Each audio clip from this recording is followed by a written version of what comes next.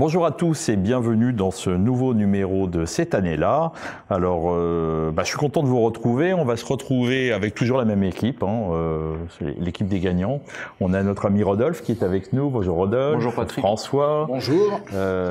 Notre ami Olivier. Bonjour. Ça va Olivier? Très bien. Et Daoud qui vient. Et on va parler du... On n'a pas Christophe, il va pas nous faire la fameuse année. On va retomber en 2005 sur un numéro, le numéro 116. Alors, vous connaissez le système, c'est un prétexte pour revenir sur l'actualité. Ce numéro 116 faisait l'éloge de l'Amérique. Alors, je peux vous assurer qu'il n'y en a pas beaucoup des numéros d'éléments qui fait l'éloge de l'Amérique, mais cette Amérique que l'on aimait, on va mettre la couverture à l'écran. Vous allez la voir, vous avez vu, c'est magnifique. Et mon cher François, pourquoi je parle de cette Amérique? Parce que en France, le paradoxe de l'élection américaine, c'est que les Français se sont passionnés et les jeunes Français militants politiques se sont passionnés pour l'élection de Donald Trump. C'est devenu un nouveau héros. Vous aviez fait il y a 2 ou 3 numéros, il y en a beaucoup qui nous l'ont reproché, une couverture avec Musk, Tucker Carlson. Et Trump. Et évidemment Trump, ouais. Et ce sont il ne manquait que J.D. Vance. Voilà, ce sont devenus les nouveaux héros d'une jeunesse. Et le paradoxe, c'est que Trump nous explique bien, il va abandonner l'Europe. Oui. Et on va être son principal ennemi avec la Chine et la Russie. Oui, c'est le retour de l'Amérique. Oui, le retour, il a été engagé depuis quelque temps, dès le premier mandat de Trump, même sous Biden, on va y revenir, parce que il y a eu des lois votées très très protectionnistes. L'Amérique de Trump et de Biden est en train de tirer un trait sur celle de Clinton, même celle de Reagan, c'est-à-dire celle de l'OMC, de la mondialisation, du GATT, après de l'OMC. C'est une Amérique qui se recentre sur elle-même, et on va en parler. Revenons à cette question de la fascination. Réfléchissant, préparant l'émission, et moi ça me fait penser, je vais revenir quand même, on en a eu pour notre argent, quand même les showman que sont Musk, que sont Trump sont exceptionnels. Trump est un entrepreneur de spectacle de génie, c'est le plus grand artiste contemporain vivant, je dis bien artiste contemporain vivant, cheveux brillantinés, bronzage soigné. La Trump Dance. Ah oui, ça c'est incroyable. Donc, c'est un phénomène viral d'art contemporain. Aucun artiste contemporain ne peut égaler Trump, sauf un catcheur, un match de catch ou l'élection d'une Miss France. Mais je vais y revenir sur cette fascination qui est légitime, parce que vraiment on en a pour notre argent. Mais moi je trouve qu'on est dans la situation des Mélanésiens et des peuples d'Océanie dans les îles Pacifiques à la fin du XIXe siècle, quand les Européens sont arrivés. Les anthropologues, les ethnologues ont parlé d'un nouveau culte, d'un nouveau mythe, le culte du cargo. Et nous avons la vision que nous avons de l'Amérique, c'est celle des Mélanésiens, des aborigènes vis-à-vis des Européens et des Anglais. Je m'explique. Quand les Européens, les Anglais en l'occurrence, sont arrivés avec des bateaux cargo, puis après avec des avions cargo, ils arrivaient avec un matériel qui en mettait plein les yeux des peuples dits primitifs à l'époque, nos premiers aujourd'hui, Papous, Mélanésiens, aborigènes, tout ce qu'on voudra. Et on a parlé d'un culte du cargo. C'est-à-dire que les Mélanésiens contrefaisaient des opérateurs radio. Parce qu'ils avaient remarqué qu'un opérateur radio, un jour après, il y avait un bateau qui arrivait avec du matériel. Donc ils faisaient des facsimilés. Ils construisaient des pistes d'atterrissage fictives. Ils construisaient des avions qui ne décollaient pas. Parce qu'ils sont fascinés par la technologie européenne. Et nous sommes fascinés, s'il y a encore un leadership aux États-Unis, on déplaise à Emmanuel Todd, c'est le leadership technologique. Et ce leadership technologique nous fascine, la Silicon Valley nous fascine, la fortune de Musk, la plus grosse fortune au monde. On est qu'au début, moi j'ai fait un papier dans Éléments, il y a 3-4 numéros, vous l'évoquiez, et moi je le compare à une mégacorp. La mégacorp, c'est des structures d'entreprises État, qu'a inventé le roman cyberpunk, que reprend Kadik et d'autres. Ce sont des fortunes colossales qu'on n'a jamais vues. Il a 340 millions de dollars. Certes, c'est de la valorisation boursière, mais on est qu'au début de sa fortune. Donc tout ça nous séduit. Milliards. Je sais plus ce que j'ai dit, mais et millions. 348 milliards, pardon. Donc oui, il y a cette fascination qui est presque celle, moi je trouve, du peuple dominé pour le dominant. Moi, mes parents me racontaient la fascination pour les soldats américains en 44. Hein. C'est la même fascination qui perdure. Elle a été très très peu étudiée. C'est un de mes grands regrets, en dehors de Jérôme Fourquet qui récemment a pointé le doigt là-dessus sur la France-Amérique, hein, du haut et du bas. Les deux sont concernés. Il y a une deuxième vague d'américanisation, de dollarisation qui s'est opérée à partir des années 2000, qui a été très très peu étudiée par les historiens, les sociologues. Hein. Et aujourd'hui, on en paye le prix. On a une fascination sans recul et sans réciprocité, puisqu'il y a rigoureusement aucune fascination de leur part pour ce que nous sommes. Pour autant, et j'en aurais fini, j'insiste lourdement sur le génie spécifique à l'Amérique du spectacle, hein, leur capacité à transformer une élection en match de catch. Hein, le patron de Facebook, Zuckerberg, hein, et Musk devaient se battre hein, comme un combat de gladiateurs au Colisée. Et là, l'élection américaine, c'est un combat de gladiateurs au Colisée. C'est un combat de chars ou de catch hein, au Colisée. Et c'est normal que ça fascine, hein, parce que ce sont des entrepreneurs de spectacle, ce que nous sommes pas. Alors, à la question, ça a souvent été pointé par les commentateurs, est-ce que c'est transposable en France? Non, parce qu'il y a chaque populisme, moi me semble-t-il, s'inscrit dans une tradition nationale. Hein. Le populisme italien, c'est les tifos et les tifosi. C'est Meloni qui pointe le jour de son élection à la Demelon, des Mélonies, donc, hein, qu'elle met au niveau des seins. C'est inconcevable en France, vraiment inconcevable. Hein. Le populisme hongrois de Viktor Orban, c'est celui des boyards, d'une noblesse, une vieille noblesse. Hein. Le populisme est en Lodène en Autriche, hein. Il est en soutane en Pologne. En France, c'est un modèle de va-nu-pied, ce que n'arrive pas à comprendre la droite conservatrice. Hein. Le modèle populiste de la France, chez Poujade, chez Jean-Marie, chez Marine Le Pen, ce sont les va-nu-pieds. Aux États-Unis, c'est Barnum. Barnum, c'est Trump. Hein. Le plus grand entrepreneur de spectacle avant Trump, c'est Barnum. On l'a oublié, hein, bien avant Walt Disney. C'est lui qui, au XIXe siècle, a inventé le phénomène dit de la burnisation. Et Barnum disait que chaque minute naît un pigeon. Et que les gens adorent être charlatanés. Ou charlatanisés. Olivier. Ce qui m'a marqué dans la fascination pour la campagne de Donald Trump, qui a été une campagne quand même très violente, sans aucune espèce de surmoi, on y va, hein, c'est que j'ai vu aussi qu'à droite, sur les réseaux sociaux notamment, il y avait, parce qu'on a beaucoup parlé ces derniers temps de dédiabolisation, de la nécessité de se dédiaboliser, d'avoir un discours professionnel, calme, etc. Trump, c'est l'exact contraire. C'est des insultes à des personnes, c'est des moqueries sur le physique, c'est sur les questions, le wokisme, les interdits wokistes, ils s'en moquent complètement, etc. Donc je pense que dans cette campagne, je ne sais pas si c'est transposable en France, il y a eu une fascination pour, justement, waouh, le type, là, il y va. Directement, la transgression, il y va, il n'a pas peur de ses adversaires, il n'est pas intimidé par les progressistes et la gauche. Je parle d'ailleurs, je ne voudrais pas dire progressiste selon Nicolas Faure, les progressistes et la gauche. Moi, je tiens à ce terme-là. Voilà, je pense qu'il y a eu cette fascination.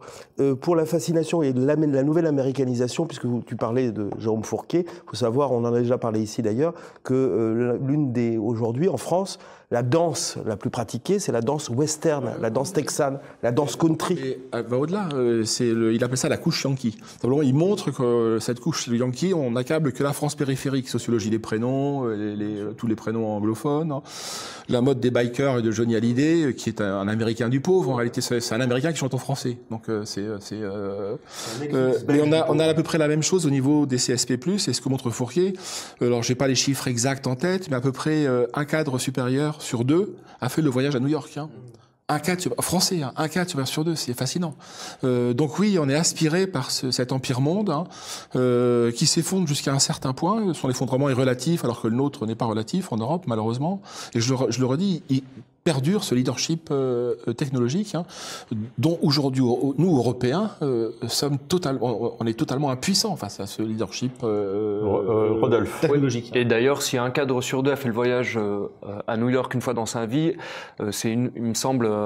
un employé sur 2 ouvrier a fait le voyage, mais cette fois à Walt Disney. Donc là, on voit le renversement. Bon, moi, je vais me faire le porte-parole de ma génération, et c'est vrai que génération, à elle, vraiment là-dessus, sur les jeunes militants, on le voit, hein, c'est une fascination. Bien sûr, et moi j'ai plutôt un aspect critique vis-à-vis, bien évidemment, à travers mes livres ou mes écrits, ça c'est un peu ressenti. C'est parfois un reproche que me font certains de ma génération, mais par contre, on peut dénier que l'aspect vital, l'élan vital, ou en tout cas le vitalisme qu'on a vu dans cette campagne américaine, ça m'a parlé. Moi le premier, par exemple, et aussi quelque chose d'intéressant, c'est la phrase de Musk, "Now you are the media".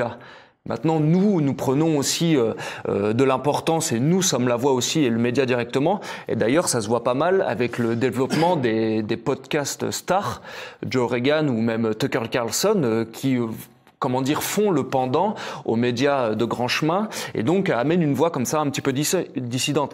Et par contre, même si on a raison à mon avis de pointer du doigt les disparités, évidemment qu'une campagne Trump ne peut pas forcément avoir la même résonance ou la même figuration en France. Par contre, le fait d'aller à fond dans certains enjeux, notamment à la fois identitaires mais aussi sociaux, c'est le fameux meeting de Trump avec le gilet des boueurs, mine de rien, ça nous parle aussi. Donc peut-être qu'il y a un aspect de fascination de notre génération pour le côté justement un petit peu spectacle, mais aussi le principe de la politique, c'est aussi cette notion de spectacle et qu'il faut peut-être aussi revendiquer parfois à droite. Donc bien évidemment que notre populisme, il doit prendre des contours et une forme plus européenne, même plus française, mais par contre il faut aussi, à mon avis, se revendiquer de cette liberté de ton qui nous fait du bien, même si c'est une victoire par procuration, et que là-dessus, à mon avis, il ne faut pas se faire trop d'illusions. Ce que disait, moi, la campagne de Trump m'a fait penser à certains meetings, alors avec la dimension américaine qu'avait Trump, à certains meetings de Jean-Marie Le Pen. Hein. Le côté spectacle et Barnum, nous l'avions par exemple lors d'un discours à un congrès du Front National où Jean-Marie Le Pen avait fait venir la tête en carton de Catherine Trottmann sur la scène. Ce qui n'avait pas été très bien vu. Ce qui n'avait pas été très bien vu, où avec des pastèques sur les plateaux de télévision. Enfin, c'était. Jean-Marie Le Pen citait un poème d'une fable de La Fontaine. C'est vrai aussi. Une citation, c'était du latin de cuisine. Oui, oui. C'est le seul Charles d'Orléans. C'est le seul que j'arrive à comprendre, mais c'est l'initiation en latin. Donc Trump, c'est encore autre chose. Sarkozy était calqué sur le fantasme qu'on a de l'Amérique. D'ailleurs, il est peut-être représentatif, Sarkozy, de cette espèce de culte du cargo que tu citais. C'est-à-dire que, en fait, moi, j'ai été frappé par la méconnaissance, y compris qui est la mienne, des États-Unis qu'on a. On croit avoir une connaissance superficielle via les séries, la soft culture, tout ce qui nous inonde, hein, tous les blue jeans qu'on porte, moi compris. Mais en fait, pour avoir lu l'essai de Troy Olson, qui est une espèce de tête chercheuse du Parti républicain à New York, que j'ai interviewé il y a quelques mois, en lisant son espèce de passage en revue de l'histoire américaine, du populisme américain sur 2 siècles, c'est là que je me rends compte de notre méconnaissance de la culture nationale, des traditions politiques, de l'Amérique des petites villes et finalement de ce qui fait l'essence du populisme américain. Et donc, c'est ça le paradoxe, c'est qu'on connaît une espèce de réplique, de gribouille des États-Unis qui se répandent à travers le monde, mais finalement, la vraie Amérique, on ne la connaît pas. Pour répondre, Patrick, je pense que cette fascination, alors évidemment, il ne s'agit pas de devenir des Américains, et de fait, pour un certain nombre de jeunes de la génération, les millennials, etc., peut-être que pour eux, il y a un fantasme d'être américain, c'est possible. Hein. Mais ce qui nous séduit, en tout cas moi, ce qui me séduit, c'est la ligne politique. Hein. La conscience que les Américains défendent, j'ai quand même le sentiment que les gens qui soutiennent Trump en France, hein, c'est sur cette base-là, Trump et ses électeurs soutiennent d'abord les intérêts nationaux, industriels, américains, et ils aimeraient, alors en tout cas, moi si je m'en tiens à ce que j'ai pu lire, en particulier Reconquête, on a pas mal suivi Reconquête, hein, Sarah Knafo et Éric Zemmour, hein, c'est ça qui les a séduits, c'est essayer de transplanter ce modèle-là avec les spécificités nationales. Ajoutons aussi, parce que tu as parlé à juste titre d'ailleurs du côté Barnum de Trump, de l'agressivité, du spectacle, etc. Mais il y a aussi nouveauté par rapport à la précédente élection, une volonté d'avoir un corpus intellectuel. Aujourd'hui, Trump est entouré, y compris d'ailleurs son vice-président, hein, il a écrit J.D. Vance, je ne sais pas comment le prononcer, a écrit un livre un peu manifeste, dont d'ailleurs Télérama, c'est amusant, faisait l'éloge quand il était sorti, avant qu'il rejoigne Trump, où il raconte, il fait une sorte de portrait de l'Amérique qui a voté Trump, de l'Amérique qui suit, Ililbi, LG. Ililbi, je crois que c'est l'équivalent de redneck, en quelque sorte. Le plouc des collines, exactement, comme redneck. Il est très structuré intellectuellement. Voilà. Nous sommes en France les éditeurs de Renaud Camus, mais aux États-Unis, ce sont des amis. Il y a un rédacteur d'éléments, Ifan Rundle, qui est l'éditeur aux États-Unis sous le Vauban Books, de l'œuvre de Renaud Camus, et qui a traduit pour la première fois Le Grand Remplacement, dans la version officielle, validée par l'auteur. Et un de ses premiers acheteurs sur Internet a été Gilles Evans, avant qu'il ne soit vice-président. Donc c'est un type qui a un background, une colonne vertébrale intellectuelle très très solide. Et tout l'entourage, c'est le gros changement en effet entre 2016 et 2024, c'est que Trump a pris la mesure de ses erreurs. Il s'est aliéné l'État profond, il s'est aliéné le service de renseignement, il s'est aliéné tout le dispositif médiatique. Et aujourd'hui, il y a plein de fondations, de think tanks, d'auteurs. Roy Olson, pour lequel nous avons fait un entretien, il y a un ou deux numéros. On avait fait d'autres sur également le phénomène Trump. Le renouveau du populisme, la richesse, la profondeur de champ du populisme américain, qui est le premier populisme, avant le populisme russe, le premier populisme en date, le populisme américain. Tout ça, Trump est en train de le réactiver, mais au service de l'Amérique. C'est simplement, c'est pour répondre à votre question, c'est ce dont nous devons avoir conscience. C'est que l'Amérique est en train de se réarmer, de se réindustrialiser au détriment des Européens, et ils n'ont pas attendu le deuxième mandat de Trump, Biden. Rappelons-nous l'affaire australienne. Comment les Américains ont décidé, les sous-marins ont décidé, mais en 24 heures, qu'il fallait liquider la France au niveau de l'Australie. Et ça, c'est quelque chose qui va se répéter. Ouais, mais c'était déjà le cas. Il faut quand même insister. On avait travaillé dans Éléments. Le premier, je pense, vraiment à le traiter en profondeur. Biden reprend en 2000 toute la vision industrielle de Trump. Il ne change... en 2020, pardon. Il ne change rien. En 2022, l'administration Biden lance un des plus grands plans de relance de l'économie américaine, sur un fonds, ça s'appelle, c'est très très mal nommé, on avait fait le papier dans Éléments, l'inflation réduction acte, une loi pour la réduction de l'inflation. En réalité, il est question de quasiment pas d'inflation, c'est du crédit aux entreprises, de la relocalisation à telle enseigne que beaucoup d'industriels européens et allemands songent à s'installer aux États-Unis pour bénéficier du plan d'aide, avec des crédits d'impôt, mais on parle de dizaines ou de centaines de milliards de crédits d'impôt. Donc cette politique. Il y a aussi un pilier intangible et scandaleux de l'impérialisme économique américain qui est l'extraterritorialité du droit américain, qui est le fait que, par exemple, BNP ne peut pas faire d'affaires en Iran sous peine de payer une énorme amende. Alstom en sait quelque chose et c'est unique au monde. Voilà. Ouais. Ce qui fait que nous, Français, quand on ouvre un compte à la Banque Postale ou dans d'autres banques, moi c'est la Banque Postale, j'ai dû signer une décharge pour l'administration fiscale américaine. À mon niveau, de salarié de base. C'est étonnant d'ailleurs, petite incise d'ailleurs François, que Kamala Harris, pendant la campagne, n'a pas mis en avant cette politique économique de Biden. Elle a fait campagne, moi j'ai un tout petit peu suivi, elle a fait une campagne très gauche morale en fait. Sur les sujets sociétaux, elle s'adressait au public féminin, qui de fait quand même a quand même très majoritairement voté pour elle, alors que le public masculin a basculé. Il y a plein d'enseignements à tirer de cette élection qui sont transposables, à la réserve près que désormais, en effet, ce sera un adversaire politique, peut-être pas, mais en tout cas économique, assurément. Rodolphe, vous êtes dans une génération où le mythe d'une sorte d'alliance occidentale entre l'Europe et les États-Unis est très forte. Ça me fait penser toujours au fameux couple franco-allemand que les Français parlent.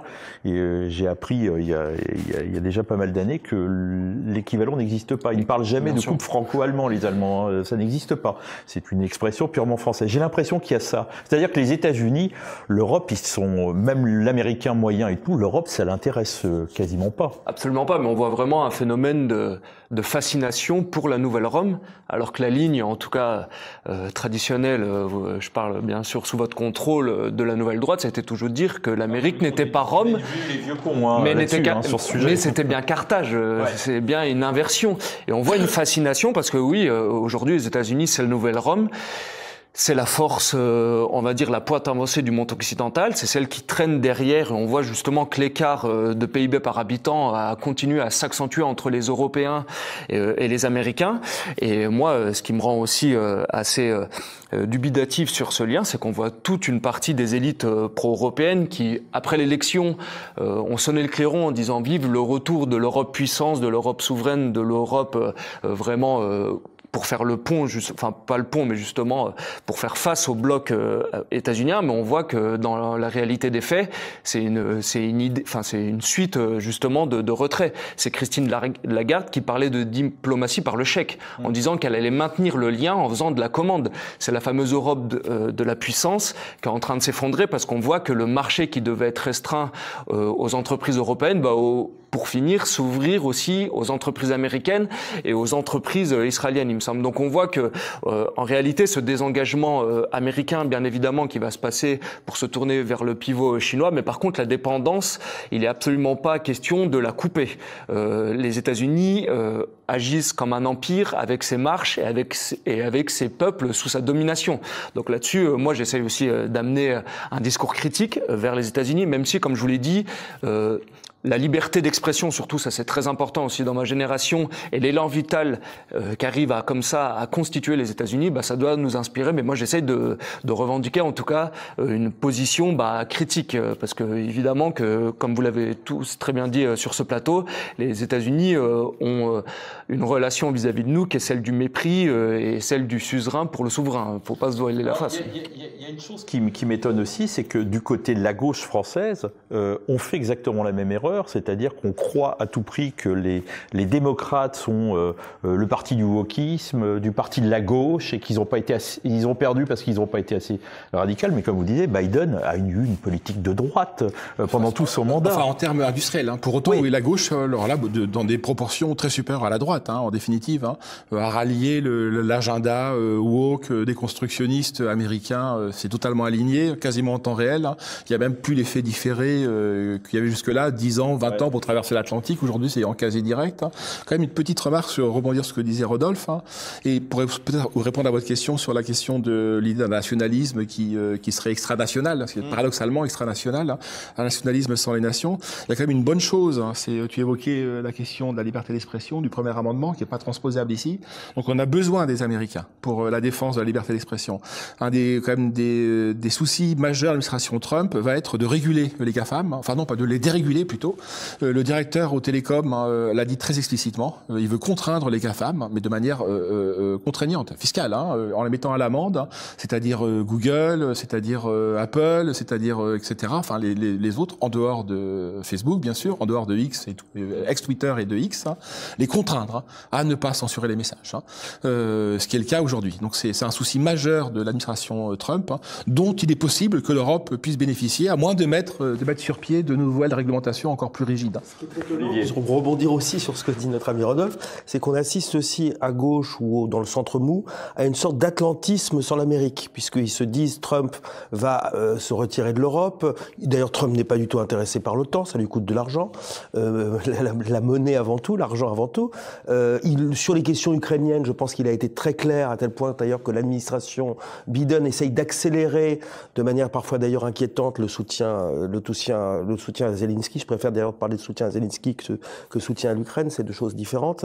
Et il y a un atlantisme sans l'Amérique, c'est tout à fait curieux. Il y a un exemple de soumission de nos élites qui se pensent comme le 51e État américain, parfois de manière tout à fait intériorisée, inconsciente, que donne Jérôme Fourquet, c'est-à-dire que lorsqu'il y a eu un certain nombre de décisions contre le droit à l'avortement aux États-Unis, de Cour suprême locale, je me souviens plus, ou la Cour suprême, en fait le camp du progrès, Macron et la gauche, suivi par la droite et le RN, enfin tout le monde, s'est empressé de voir constitutionnaliser le droit à l'avortement en France, comme si on était le 51e État et qu'on était vraiment menacé par une vague conservatrice américaine. C'est assez fabuleux. Oui, c'est la boutade de Régis Debray sur le 51e État. Mais par contre, le populisme de Trump, il est aussi intéressant, c'est que, bien évidemment, c'est la figure centrale, mais il a réussi à se doter de toute une équipe avec des figures comme Musk, Tucker Carlson, mais aussi Kennedy, sur le lobby pharmaceutique et aussi de la santé, qui sont des domaines assez préoccupants, notamment pour les États-Unis. Donc c'est vraiment aussi ce populisme, mais collégial, qui est à mon avis assez intéressant. Et peut-être là-dessus il y a des idées à prendre. C'est que oui, il faut une figure centrale, mais derrière il faut aussi faire monter d'autres figures comme ça, qui sont comme un peu des généraux derrière un empereur, si je puis dire, pour reprendre un peu la figure napoléonienne. Et pour poursuivre, ils sont en train de tirer un trait là pour le coup. Ils sont en train de refermer la parenthèse de 30 ans de la mondialisation sous pavillon américain. Il y a un retour du protectionnisme aux États-Unis qui est assumé, donc c'est à nous de nous en inspirer. L'exemple que tu viens de citer sur Kennedy, quand même très très intéressant. Ça veut dire qu'on tire un trait sur l'administration Reagan. C'est Reagan qui a libéralisé la Food and Drug Administration, qui est devenu un organisme totalement corrompu, qui a breveté un tas de produits qui étaient des produits archi-polluants. Trump est en train de revenir là-dessus. C'est qu'il est en train de prendre la mesure de ce crime contre la population américaine, qui est le phénomène de l'obésité, qui n'a jamais que la résultante des politiques de Reagan, de libération de Reagan. Tout ça, Trump, et la crise des opiacés, qui tue. Donc c'est quand même, on va se heurter à un mur économique. On sait qu'on va se heurter à un mur économique qui est très dangereux pour nous, puisqu'il est en train d'aspirer notre économie, nos investissements et même nos entreprises. Mais nonobstant ça, il y a quand même quelques leçons qu'on peut tirer et de phénomènes qu'on peut importer en Europe. La question de la radicalité, selon toi, François, tu ne penses pas que la radicalité de la campagne Trump, c'est pas transposable. J'imagine pas non seulement Marine Le Pen, c'est pas possible. C'est pas les standards nationaux français. Je n'imagine pas Vincent Bolloré comme Elon Musk, vous l'avez en tête. Elon Musk, on a l'impression que c'est Michael Jordan qui fait un dunk. Il saute en l'air. Vous imaginez Vincent Bolloré sauter en l'air à un meeting de Marine Le Pen? C'est pas concevable. La cornemuse, mais non. Et vous imaginez que le professeur Raoult rejoigne Marine Le Pen. C'est ça qui s'est passé aux États-Unis. Ils ont Raoult, Musk, qui est une méga star. Un tweet de Musk qui est vu par 30 millions de gens. Un tweet. Ou 40 millions.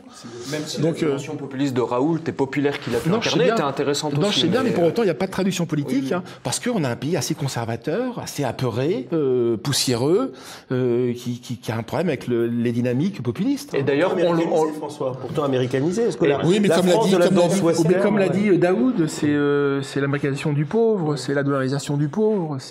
Et peut-être qu'on verra un verrou sauter le jour où certains sportifs, comme outre-Atlantique, on peut le connaître, se sont engagés, alors que nous, les sportifs dits patriotes, je pense tout de suite à Saint-Denis, le combattant UFC, justement, a fait une pantalonnade et est revenu à donner des entretiens à Libération et même chez Mouloud dans son émission Click, où il a craché sur le seul camp qui le supporte, qui est le camp patriote. Donc là, on voit qu'on a encore du chemin à parcourir, et là-dessus, mine de rien, les États-Unis, qu'on les aime ou qu'on les aime pas, à mon avis, ont une longueur d'avance sur nous, il faut la reconnaître. Et Antoine Dupont, qui est la star d'une partie de la France périphérique, dont joueur de rugby, a appelé à voter Macron et s'est solidarisé dès le lendemain à la Fernelle. Et a fait Antoine Dupont. Et a fait une campagne de publicité pour Tétu aussi, toujours dans le fait de la tolérance.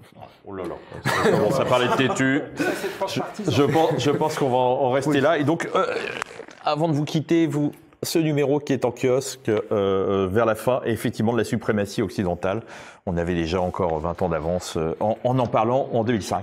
Donc, écoutez, on se retrouve le mois prochain pour l'émission Le Plus d'éléments, Olivier, c'est ça? Oui, avec plaisir. Voilà. Merci, bonjour chez vous.